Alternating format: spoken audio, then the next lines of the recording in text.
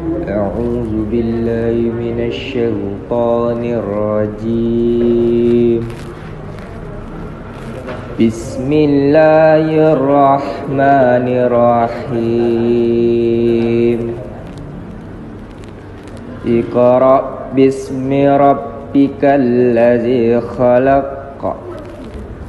خلق الإنسان من علق اقرأ وربك الأكرم الذي علم بالقلم علم الإنسان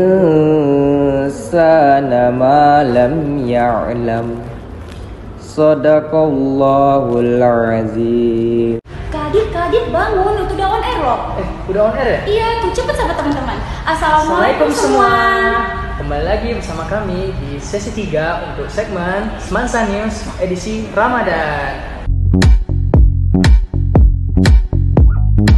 Nah, tentunya Zia di sesi yang ketiga ini pasti lebih seru dong. Pasti dong. Tema kita kali ini adalah tepikan malam Lailatul Qadar.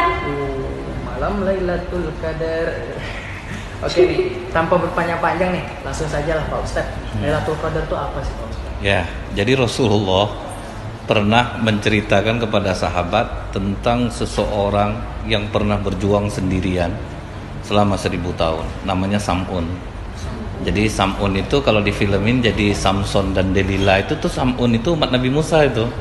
Jadi dia punya kekuatan, dia berperang sendirian, melawan orang-orang jahat, orang-orang kafir itu selama 1000 tahun.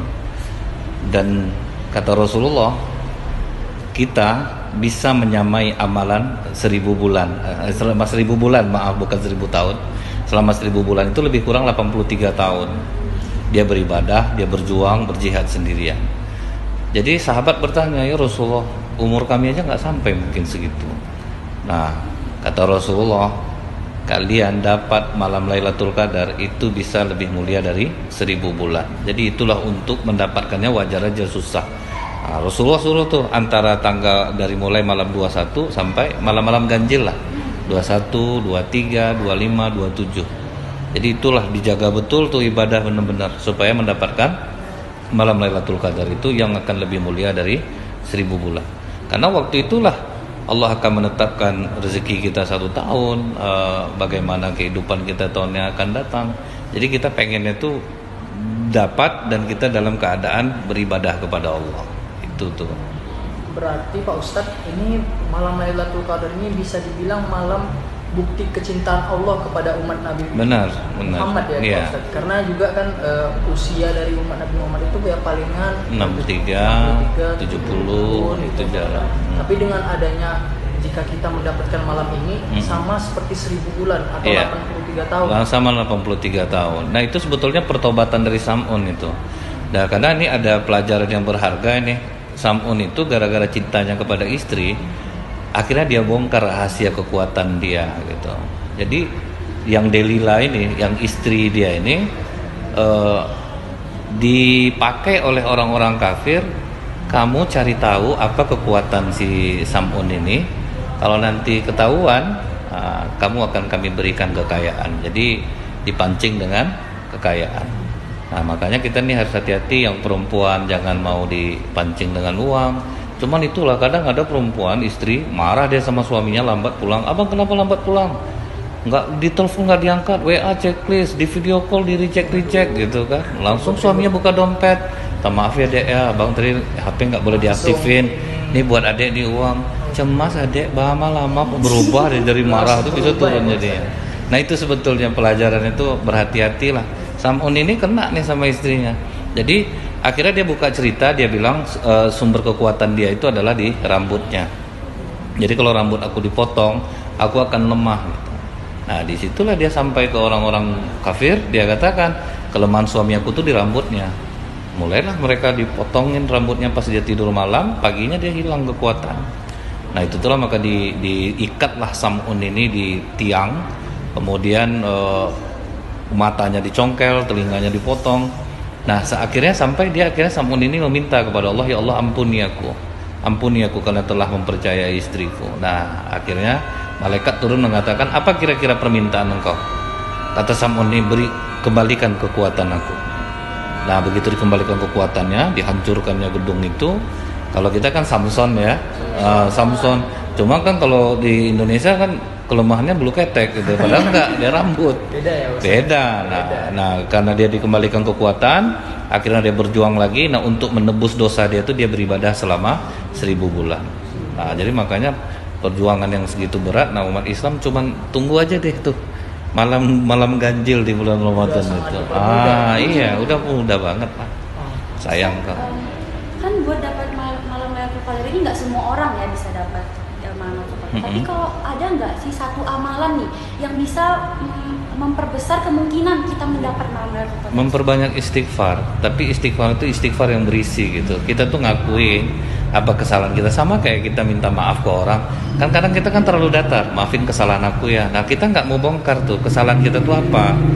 Nah seharusnya kan kita ngomong, aku udah ngejelekin kau, aku bilang kulit kau hitam, jangan pakai lipstik warna merah, macam dendeng belado, jadi aku minta maaf. Nah, itu kita jujur ngomongnya gitu. Nah Allah pengennya tuh kita jujur kayak gitu. Dosa apa sih yang kita lakukan gitu kan. Nah, jadi kalau kita ngaku ke Allah, kita bertobat, kita beristighfar, nah istighfar kita berisi itu. Nah itulah peluang untuk bisa mendapatkan malam Lailatul Qadar dengan memperbanyak minta ampun kepada Allah yang bukan hanya diucapkan dengan lisan saja. Jadi dengan perbanyak istighfar, terutama pada bulan-bulan ganjil Ramadan 21. Ya hari malam-malam ganjil ya. Insya Allah lah. Insya Allah. Malam Lailatul Qadar yang kita dambakan semua itu dapat Benar, kita capai. benar. Ciri orang yang dapat Lailatul Qadar. Yang pertama, selalu berusaha menjadi yang terbaik. Yang kedua, selalu merasa kurang dalam beribadah. Yang ketiga, dia rendah hati. Yang keempat, wajahnya akan mengeluarkan cahaya. Auranya bagus, itu maksudnya. Yang berikutnya, cara mendapatkan Lailatul Qadar. Hidupkan malam-malamnya dengan qiyamul lail. Kita memperbanyak sholat, memperbanyak zikir dan doa, memperbanyak tilawah Al-Quran, melaksanakan sholat. Nah, insya Allah kita akan mendapatkan malam Lailatul Qadar tersebut. Baiklah, terima kasih khususnya kepada Pak Ustadz yang sudah mau datang ke segmen kami kali ini, kepada seluruh tim yang ada, dan juga kepada kawan-kawan di rumah yang sudah mau mensupport kami dengan memberikan pertanyaan. Pertanyaannya bagus-bagus banget ya Pak? Bagus banget, dan kakak harap juga kepada kalian-kalian semua yang ada di Semansa, kawan-kawan kami, terus ya support kami OSIS agar dapat menciptakan kegiatan-kegiatan yang bermanfaat seperti ini. Baiklah, Zia, kita tutup aja yuk. Sekian dari kami, terima kasih, dan Assalamualaikum warahmatullahi wabarakatuh. Assalamualaikum semuanya. Kembali lagi bersama kita Host terkece di segmen Semansa News edisi Lebaran. Opening sesi 2 and action. Assalamualaikum semuanya. Assalamualaikum semuanya. Habib A'udzu billahi minasy syaithanir rajim. Bismillahirrahmanirrahim.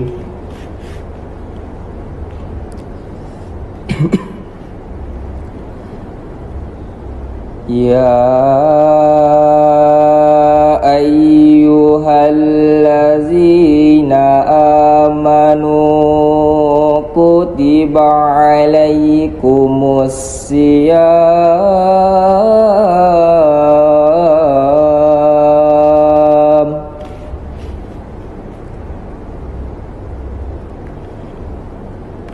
kama kutiba alal ladzina min qablikum la'allakum tattaqun.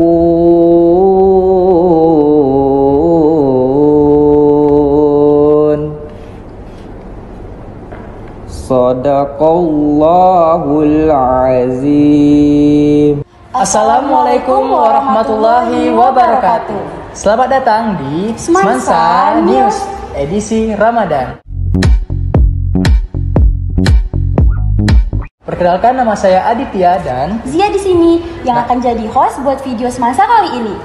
nah, pada pertemuan kali ini kita kedatangan tamu yang sangat spesial loh Zia. Siapa tuh? Nah, beliau adalah Ustadz yang sudah sangat terkenal nih di kalangan anak muda Pekanbaru. Siapa lagi kalau bukan Ustadz Nazril Abdul Muluk. Yeay, apa kabar Ustadz? Alhamdulillah baik. Gimana nih kesibukannya hari ini? Ya, ada beberapa nih sampai malam. Mudah-mudahan semuanya lancar. Semoga kita selalu dalam limpahan dan rahmat Allah, insyaallah. Amin. Ya, pertama-tama kami juga ingin mengucapkan terima kasih Pak Ustadz yang sudah bersedia hadir pada podcast kami kali ini. Dan juga di sini kami, karena kita masih suasana Ramadan nih Zia. Nah, kira-kira untuk segmen yang pertama ini ada apa sih temanya? Nah, tema kita untuk segmen pertama ini adalah PDKT dengan Ramadan yuk. Nah, berhubung nih, kakak mau tanya dulu nih sama Zia. PDKT dengan Ramadan. Kira-kira Ramadan itu menurut Zia apa sih? Kalau menurut Zia, Ramadan itu adalah bulan di mana kita harus menahan hawa dan nafsu. Kalau menurut kakak gimana? Kalau menurut kakak pribadi sih ya, Ramadan ini adalah bulan yang sangat spesial banget. Karena apa? Karena di bulan Ramadan ini kita bisa berkumpul dengan keluarga besar kita.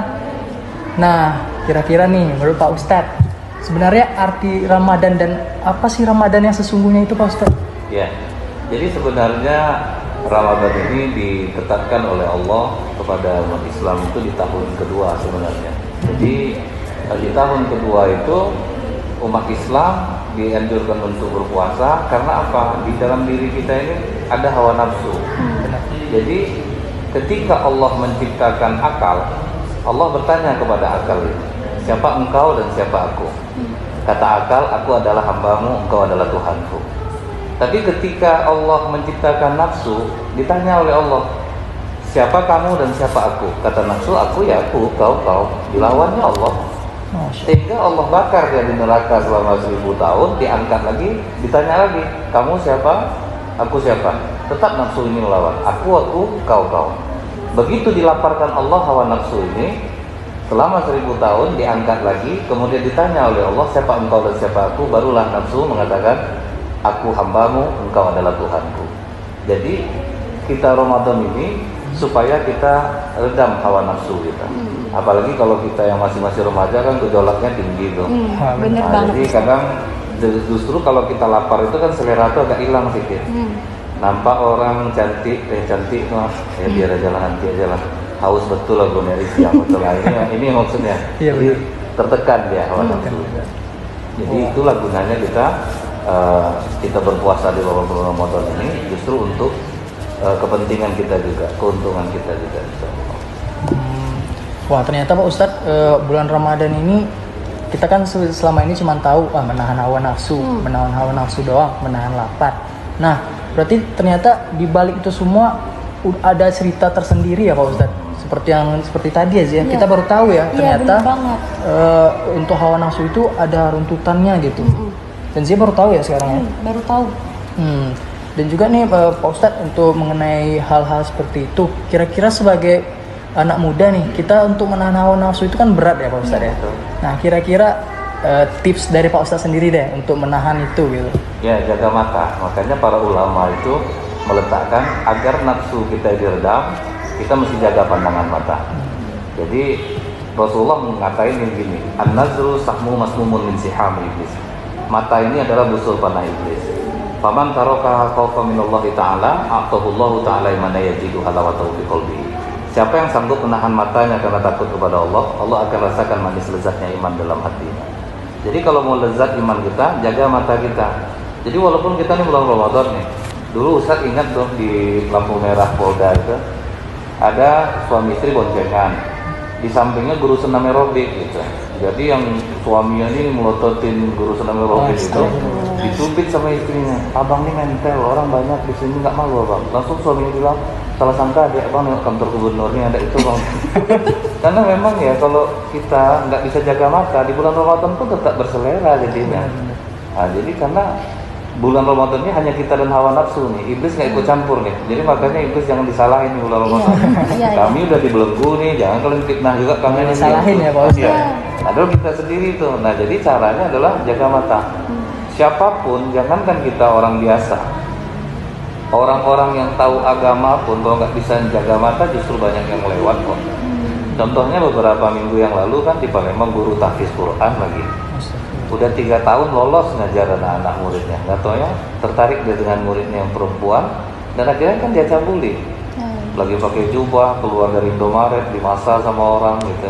Karena kalau menurut Ustaz itu hal yang memang dari dulu itu pernah terjadi. Jadi memang kita ini mesti jaga mata lah. Kita bergaul laki-laki dan perempuan nggak ada masalah, cuman jangan terlalu tajam gitu. Kalau rasanya udah main-main hati, kita itu yang jaga-jaga. Karena kita berteman ini kan, kalau memang berteman kita berteman kok, nggak ada masalah. Tapi kalau udah main hati, dia itu yang berat jadinya. Makanya dikatakan dari mata turun ke hati. Ya. Jadi matanya yang harus dijaga. Berarti kan bisa dibilang awal dari semua itu pandangan kita ya Pak Ustaz. Berarti dengan kita menjaga pandangan kita, insya Allah di bulan Ramadan ini hal-hal yang tidak kita inginkan dan hal-hal yang dilarang oleh Allah itu dapat terhindari, insya Allah. Ya, Pak Ustaz. Apalagi gini nih, kadang gara-gara mata kita ini, kita sore keluar ke, kan? Oh iya. Lihat ngabuburit orang ya, buat lote, giling kacang, wah ini kayaknya enak nih, kita beli lote. Ini gara-gara mata nih. Nanti lihat lagi orang salah lauk, beli lagi salah lauk, lopis, beli lagi lopis, terus ada bubur apa lagi, terus ada roti lagi, semua udah numpuk tuh. Padahal pas kita berbuka nggak banyak kan yang bisa kita makan. Bener banget. Biasanya kalau bulan Ramadan gitu orang-orang pada lapar banget matanya, kayak semua mau dimakan. Iya, semua mau dimakan. Sampai iklan di TV pun dimarahinnya pas bilang buka tuh. Iklan aja dari tadi orang mau buka ngomong aja tuh, iya padahal belum waktunya. Belum waktunya ya. Itulah gurihnya mata. Iya benar. Nah, nih Pak Ustadz, kami kan bisa dibilang kalau di bulan Ramadan ini ada nih acara-acara bukber. Nah, menurut Ustadz sendiri kalau bukber itu gimana sih pandangan Ustadz? Ya sebenarnya bagus ya, kita ketemu rame-rame ngumpul. Cuman usahain jangan ngumpulnya itu di tempat yang nggak ada tempat sholatnya. Nah kebanyakan kan gitu. Begitu buka bersama maghribnya lewat semua, nggak ada yang sholat maghrib, bahkan nggak ada yang sholat isya gitu. Sementara kan tiang agama kita ini kan sholat. Nah kalau misalnya kita nggak sholat, nggak sah dong kita berpuasa gitu. Karena pembeda antara orang Islam dan kafir itu kan sholatnya. Benar. Jadi kalau orang yang nggak sholat, puasanya juga nggak diterima oleh Allah. Nah kita kebanyakan kan gitu, begitu buka bersama baru udah bagus tuh acaranya kan, ngumpul bareng silaturahmi. Ya. Cuman di situ kenanya kita kadang ngumpul di kafe yang tempat airnya cuma berapa biji, terus tempat sholatnya berapa, akhirnya rame-rame, akhirnya nggak sering telat jadi bahkan tinggalin sholat. Tapi kalau di tempat yang rasanya dekat dari masjid ini bagus sebenarnya. Bagus lah, enak lah. Berarti menurut Pak Ustadz sendiri sebenarnya bukber ini tidak ada masalah sama sekali? Tidak ada masalah, bagus malah. Bagus. Gitu. Benar. Cuman sekarang ini yang kita dilarang gitu kan, nggak boleh pula kita beramai-ramai. Sebenarnya bagus lah. Tapi jangan sampai nggak sholat gitu. Baik, kita mulai dengan pertanyaan yang pertama. Bagaimana kita mengenal Ramadan ini dengan dekat? Jadi kita harus tahu nih, Ramadan itu berasal dari akar kata bahasa Arab ramda atau ar-ramad yang berarti panas yang menghanguskan. Jadi panas yang menghanguskan di sini maksudnya itu adalah terhapusnya dosa-dosa, kemudian kita kembali fitrah insya Allah nanti. Nah itulah maka disyariatkan puasa itu oleh Allah Subhanahu wa Ta'ala agar dihanguskan seluruh dosa-dosa kita dengan cara kita menahan lapar dan haus. Baik, untuk pertanyaan yang selanjutnya, bagaimana supaya puasa kita ini berkah?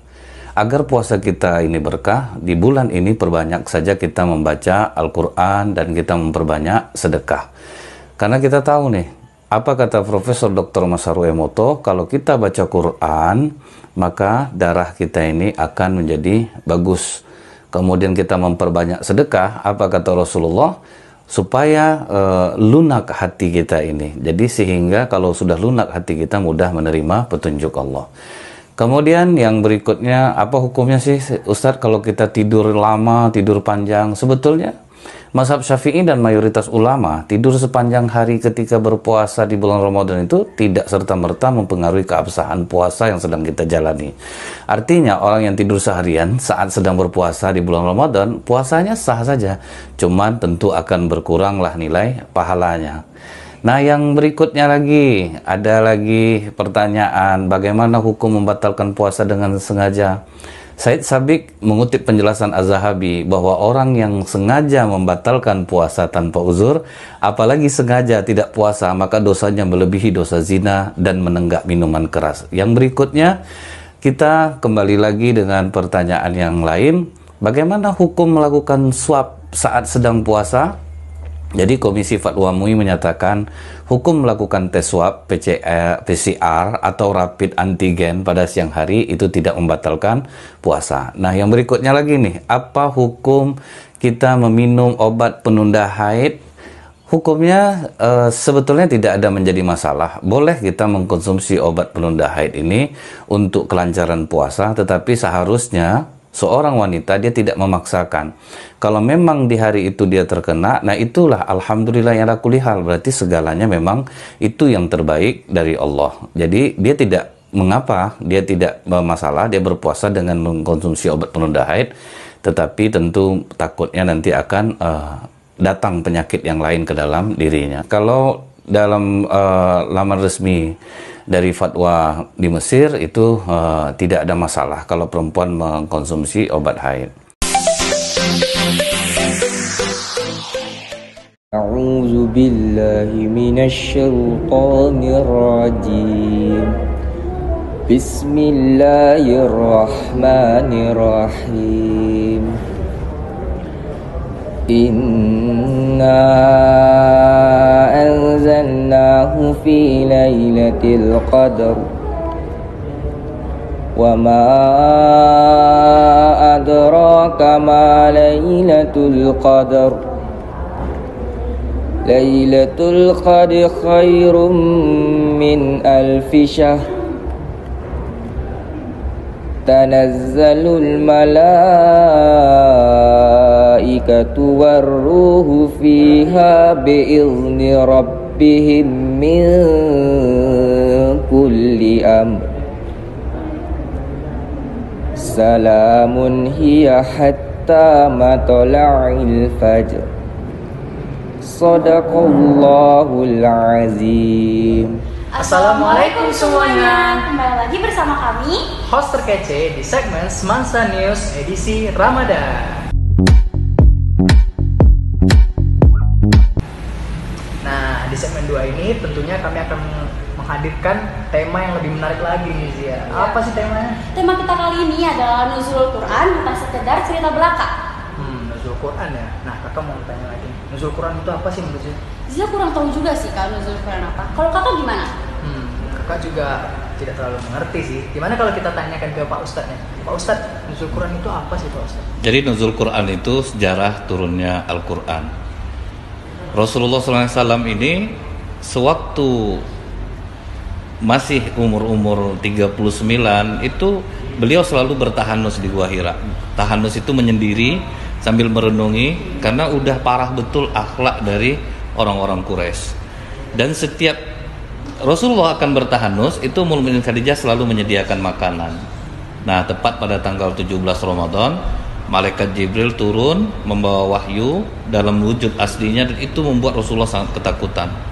Jadi Rasulullah dipeluk erat-erat. Iqra, bacalah. Kata Rasulullah, aku nggak bisa baca. Baca nggak? Terus aku nggak bisa baca. Dipeluk lagi erat-erat. Baca. Akhirnya kata Rasulullah, Iqra bismi rabbikal ladzi khalaq. Diikutinnya apa yang dikatakan oleh malaikat Jibril. Nah, jadi Rasulullah habis kejadian itu ketakutan, lari sampai di rumah. Khadijah, selimuti aku, selimuti aku. Ummul Mukminin Khadijah langsung dipeluknya Rasulullah. Apa kata Rasulullah? Reda dan tentram jiwaku saat itu. Nah, inilah yang sering membuat Ummul Mukminin Aisyah cemburu gitu. Jadi Ummul Mukminin Aisyah ketika diceritain Rasulullah ini, Ummul Mukminin Aisyah langsung ngamuk dia. Udahlah tuh, itu aja cerita, muak orang nengoknya. Malah Khadijah, aku kan lebih cantik daripada Khadijah, gitu-gitulah. Jadi wajar lah. Gitu. Cewek ya Pak Ustadz ya. Ngomong-ngomong nih Pak Ustadz, sampai takut itu Rasulullah melihat Jibril. Iya. Kira-kira seperti apa sebenarnya ilustrasi kita, gambaran? Iya, malaikat Jibril memiliki 600 sayap. Jadi itu kan sesuatu yang enggak apa ya, kalau untuk pandangan mata kita nggak biasa. Makanya Rasulullah wajar dong ketakutan. Wajar. Bahkan pas sampai di rumah itu Ummul Mukminin Khadijah nanya, ada apa wahai suamiku? Aku ketakutan seseorang menemuiku, tubuhnya sangat besar, putih, tinggi. Jadi aku sangat takut. Kata Ummul Mukminin Khadijah, kalau dia datang lagi kasih tahu aku. Nah, inilah wujud istri yang sangat bersedia pasang badan nih kalau suaminya ada apa-apa.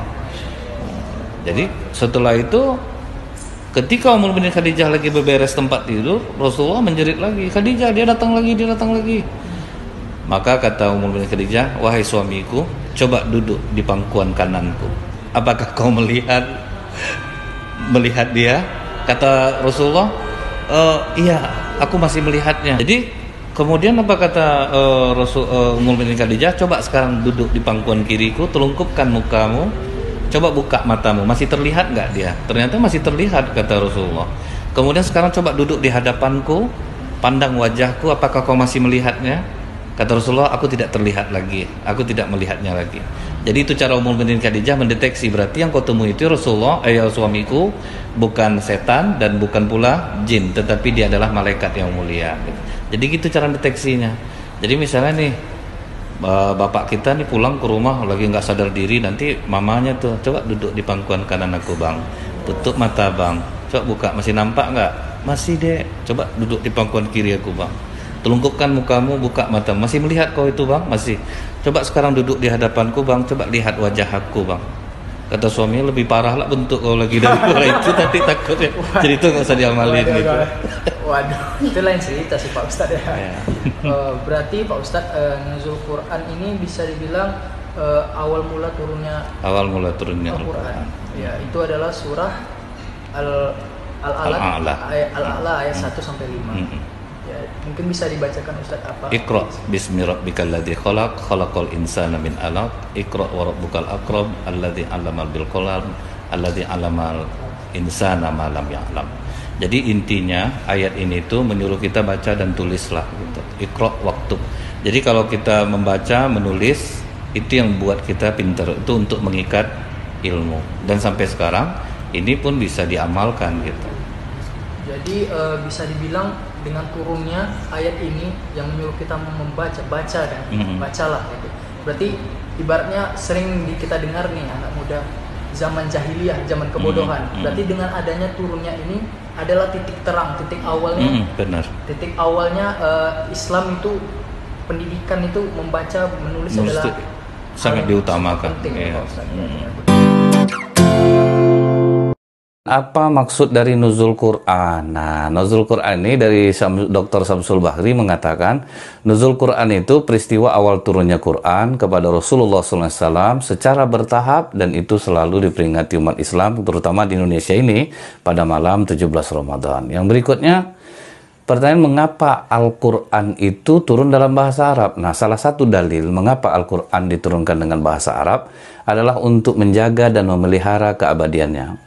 Manusia untuk memberikan petunjuk kepada mereka, maka para nabi pada saat itu turun berinteraksi dengan orang-orang yang kepadanya mereka diutus menggunakan bahasa kaum tersebut. Nah, karena itu di Arab, maka dengan berbahasa Arab. Dan ada satu lagi kelebihannya, orang yang membaca Al-Quran dengan menggunakan bahasa Arab justru mungkin mudah untuk menghafalkannya dibandingkan dengan bahasa-bahasa lain. Inilah rahasia Allah kenapa Al-Quran diturunkan dengan bahasa Arab.